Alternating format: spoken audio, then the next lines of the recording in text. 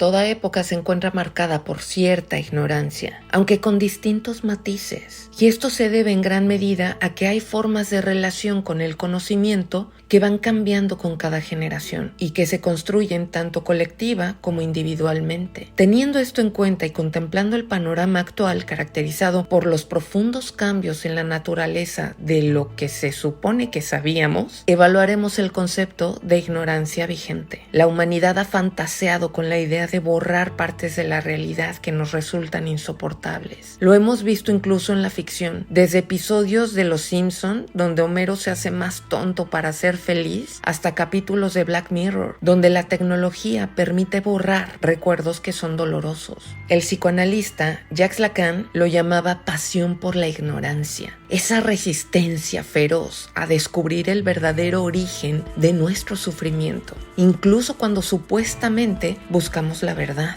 En su seminario 17, El reverso del psicoanálisis, Lacan habla sobre las tres pasiones fundamentales del ser humano: el amor, el odio y la ignorancia. La ignorancia no es solo un déficit de información, sino un acto de defensa frente a lo que el saber podría revelar. En términos psicoanalíticos, la pasión por la ignorancia sería una manera de evitar el encuentro con la verdad. Es una forma de cerrar los ojos ante lo que podría desestabilizar nuestra subjetividad. Y no solo lo hacemos como individuos, también como sociedad, porque hay datos, historias y verdades que se han enterrado porque pueden amenazar el orden establecido.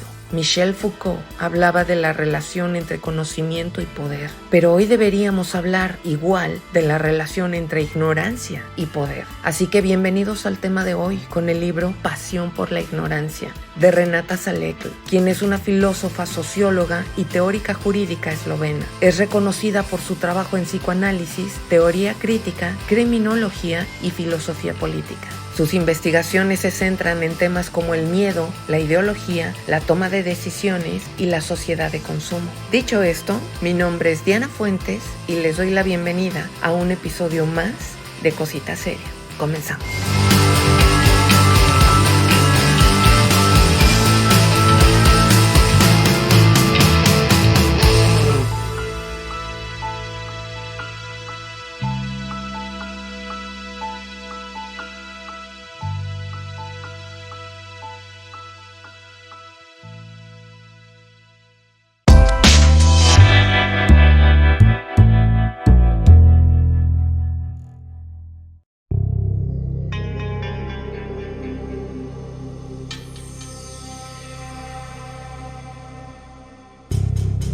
Es fácil pensar en la ignorancia como la simple ausencia de información. Si no sabemos algo, podríamos asumir que es porque no tuvimos acceso a ello. Pero Renata Salecl nos invita a ir más allá y cuestionarnos cuánta ignorancia es realmente una elección. Hay una gran diferencia entre no saber porque nunca nos enseñaron y otra, no querer saber aunque la información esté disponible. Recordemos que vivimos en la era de la información. Nunca antes en la historia de la humanidad hemos tenido tanto acceso al conocimiento con un solo clic. Y sin embargo, estamos viendo fenómenos preocupantes de desinformación, negacionismo y manipulación masiva. Aquí entra el concepto de infoxicación, el exceso de información que lejos de aclararnos, nos confunde. Esto me hace recordar lo que un amigo me decía acerca de la paradoja de elección en Starbucks.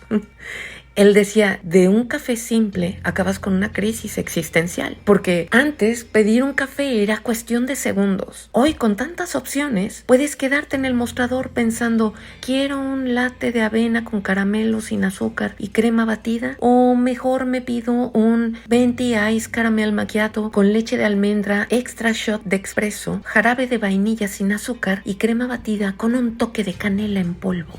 Esto es exactamente lo que ocurre con la infoxicación. Cuando estamos saturados de datos, teorías y versiones contradictorias de un mismo hecho, el cerebro se abruma y muchas veces tomamos el camino más fácil, decidir qué queremos creer y rechazar el resto. Esto explica por qué algunas personas niegan el cambio climático, los avances médicos o incluso hechos históricos que han sido comprobados. No es que no tengan acceso a la información, es que están en una burbuja de confort donde la ignorancia les da una sensación de estabilidad. Ejemplo de ello son los negacionistas del Holocausto, hasta los que niegan hoy día el genocidio en Gaza. Vemos cómo la gente se aferra a narrativas que los protegen de verdades incómodas. Las fake news, la difusión de noticias falsas, no solo es un problema de desinformación, sino que explota nuestra predisposición a creer, lo que refuerza nuestra opinión previa.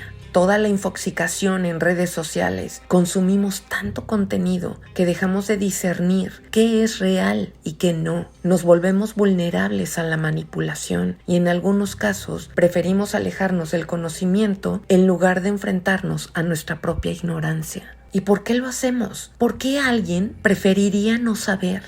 La respuesta está en nuestras emociones. Saber implica responsabilidad.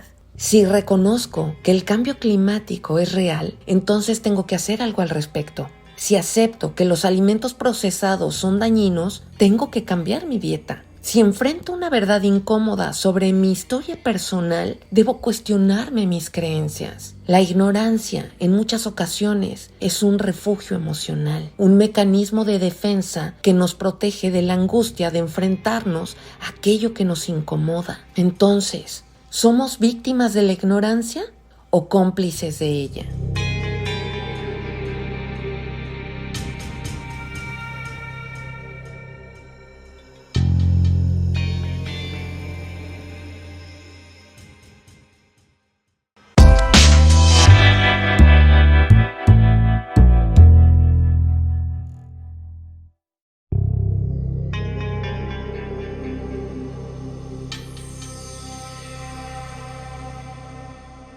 La ignorancia no es solo la ausencia del conocimiento, sino que muchas veces es una decisión inconsciente que tomamos para protegernos de experiencias dolorosas. La memoria, el olvido, la ignorancia están conectados en situaciones de trauma. Cuando enfrentamos un trauma, nuestra mente reacciona de distintas maneras. Hay quienes reviven el evento una y otra vez, mientras que otros bloquean los recuerdos para evitar el sufrimiento. Tenemos memoria selectiva, no recordamos todo de la misma manera. El cerebro puede distorsionar eventos o incluso suprimirlos como mecanismo de protección. El olvido inducido por trauma hace que algunas personas bloqueen recuerdos de forma involuntaria, como ocurre en el trastorno de estrés postraumático. Y por último tenemos la ignorancia autoimpuesta. A veces preferimos no indagar en nuestro propio pasado porque enfrentar ciertas verdades puede ser demasiado doloroso. Aquí la pregunta sería, ¿olvidamos porque queremos o porque necesitamos hacerlo? La historia está llena de eventos traumáticos donde la ignorancia, ya sea intencional o no, ha jugado un papel clave. Después de la Segunda Guerra Mundial, muchos sobrevivientes del Holocausto evitaron hablar de sus experiencias por décadas, no solo por el dolor, sino porque el mundo mismo parecía no estar listo para escuchar. En Alemania, tras la guerra, hubo un periodo en el que la población evitó discutir lo que había ocurrido. Solo con las generaciones posteriores comenzó un proceso de confrontación con la verdad. La Guerra de los 10 días en Yugoslavia, un conflicto corto pero devastador entre Eslovenia y Yugoslavia que marcó el inicio de la desintegración de la antigua Yugoslavia. Muchas familias intentaron continuar con su vida ignorando el impacto del conflicto, incluso cuando la guerra dejó heridas profundas en la identidad nacional. Ambos casos muestran cómo después de un trauma colectivo, las sociedades enfrentan un dilema: recordar para aprender o ignorar para sobrevivir. Muchas veces las personas eligen no saber, no porque sean indiferentes, sino porque el conocimiento duele. Existe la ignorancia emocional, que es cuando una persona evita hablar de su pasado, porque revivirlo la destrozaría. La ignorancia política, donde gobiernos reescriben la historia o la ocultan para no perjudicar sus intereses. La ignorancia social, muchas veces colectivamente decidimos no saber para no enfrentarnos a la culpa o a la responsabilidad. En muchos países se han enterrado crímenes de guerra o genocidios para evitar dividir a la sociedad. ¿Pero es esto un acto de protección o simplemente una manera de evitar la confrontación? ¿Hasta qué punto olvidar es necesario para sobrevivir? Aquí entramos en el dilema final. ¿Es sano recordar siempre? Olvidar puede permitirnos seguir adelante, es cierto. Evitar quedar atrapados en el pasado. Pero ignorar la historia nos hace repetirla. Es un equilibrio frágil. Demasiada memoria puede ser paralizante. Demasiada ignorancia nos deja vulnerables.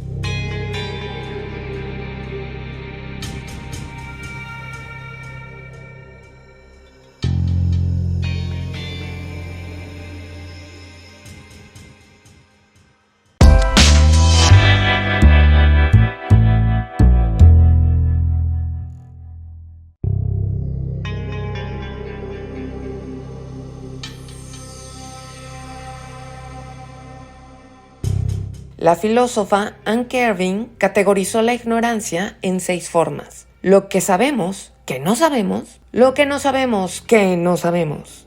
Lo que creemos saber, pero que no sabemos. Lo que sabemos sin ser conscientes de ello. Los tabúes y las negaciones. Esta clasificación nos muestra que la ignorancia no es un fenómeno uniforme, sino un espectro de estados y decisiones. Nicolás de Cusa introdujo la idea de la docta ignorancia, que se traduce en la sabiduría de reconocer lo que no sabemos. Esta postura también es compartida por el budismo zen, que considera que el problema real no es la ignorancia en sí, sino la ignorancia de la ignorancia. Es decir, cuando creemos que sabemos algo sin darnos cuenta de lo mucho que aún desconocemos. Freud identificó la negación como una forma de protección psicológica. Al reprimir ciertos pensamientos o recuerdos, evitamos enfrentarnos a verdades incómodas. La negación puede ser una estrategia útil, pero también una trampa. Nos impide resolver problemas fundamentales al no reconocerlos como tales. Y es la era digital la que ha reforzado la ilusión de conocimiento, porque se espera que todos sepamos todo, porque la información está al alcance de un clic. Renata denomina este fenómeno como la ikeización de la sociedad, en referencia al modelo de autosuficiencia de la empresa IKEA. Para quien no sepa qué es IKEA, es una multinacional especializada en la venta de muebles listos para que tú mismo, tú misma, los ensambles.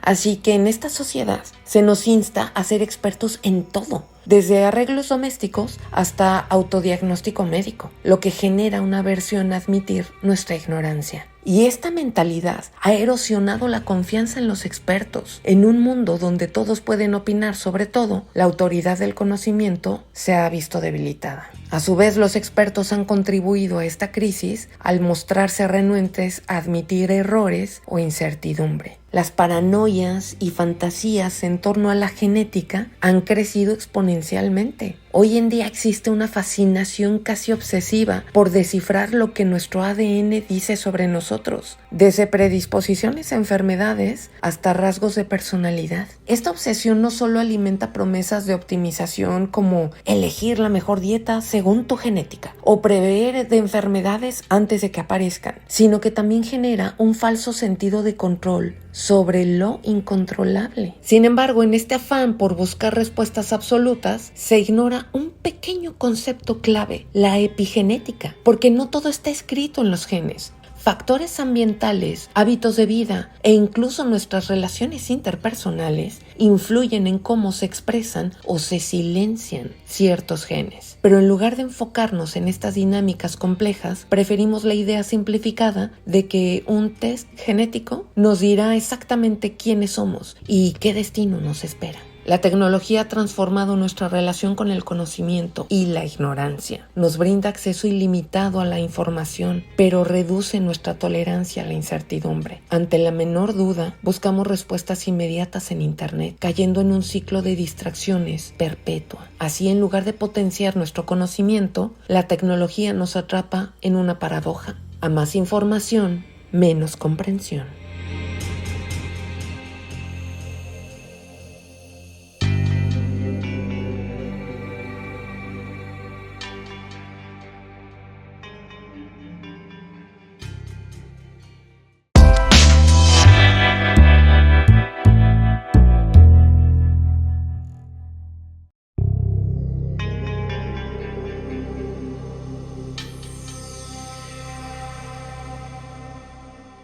El acceso a la información médica nunca ha sido tan amplio como hoy. Sin embargo, esto no significa que la gente quiera escuchar lo que la ciencia tiene para decirle sobre su salud. Paradójicamente, en un mundo donde cualquier síntoma puede ser investigado con un par de clics, muchas personas prefieren mirar hacia otro lado cuando la información que encuentran les resulta incómoda o aterradora. Este fenómeno no ocurre por simple descuido, sino como un mecanismo de defensa. Recibir un diagnóstico o siquiera sospechar una enfermedad puede generar un nivel de ansiedad tan alto que en lugar de enfrentarlo, algunos optan por ignorarlo. Hay quienes evitan revisiones médicas o ignoran síntomas persistentes con la esperanza de que, al no prestarles atención, desaparezcan por sí solos. Aquí entra en juego lo que Renata Salek llama salud patológica, un estado en el que la negación se convierte en una especie de barrera entre el individuo y su bienestar. Para algunas personas, admitir una enfermedad o un problema de salud equivale a una herida narcisista, es decir, un golpe a su autopercepción de invulnerabilidad.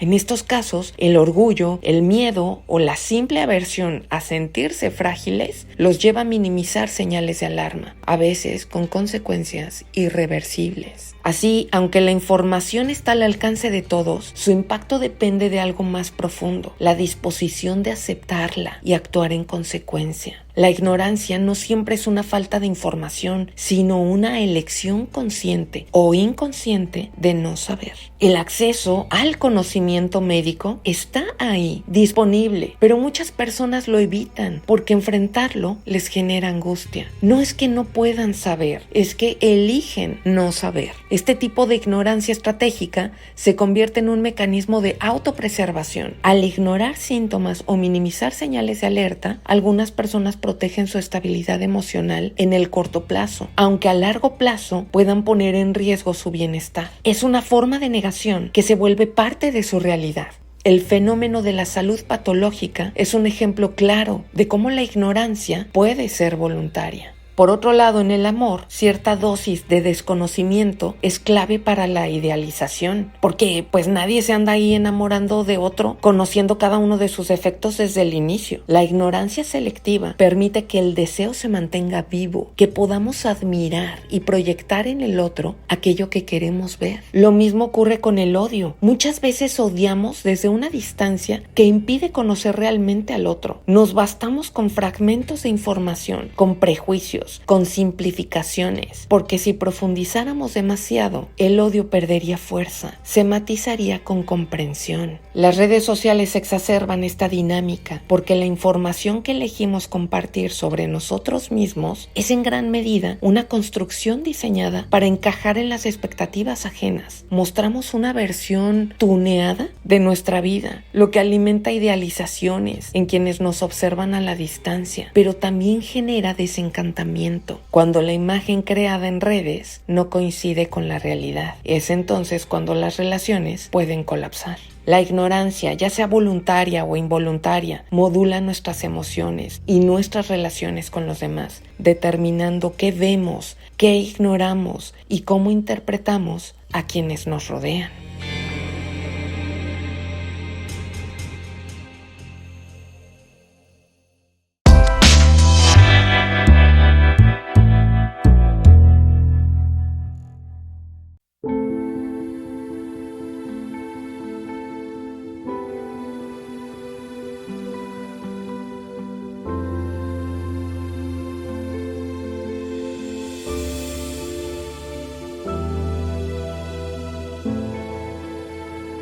Al final de este recorrido, nos enfrentamos a una paradoja inquietante. En una era de sobreabundancia informativa, la ignorancia sigue moldeando nuestras vidas de manera, diría, sutil, pero también a veces devastadora. Desde la genética y la salud hasta las relaciones interpersonales, la estereotipificación y el poder, hemos visto cómo el desconocimiento no es solo una ausencia de datos, sino un fenómeno activo que está dando forma a nuestras creencias, decisiones y temores. El avance tecnológico y el Big Data nos han hecho creer que sabemos más que nunca, pero al mismo tiempo nos han convertido en piezas de un juego donde la información es un arma de control. El desafío no es solo acumular datos, sino desarrollar una conciencia crítica que nos permita ver más allá de las sombras proyectadas en la pared. Quizá el verdadero problema nunca ha sido la ignorancia en sí misma, sino la resistencia a cuestionarla. Entender sus mecanismos no nos va a hacer inmunes a ella, pero sí nos dará oportunidad de enfrentarnos a sus efectos con una mucho mayor lucidez. Porque después de todo, como decía Sócrates, solo el que reconoce su propia ignorancia está en camino de la sabiduría. Mi nombre es Diana Fuentes y les agradezco por haberme acompañado en un episodio más de Cosita Seria. Hasta la próxima.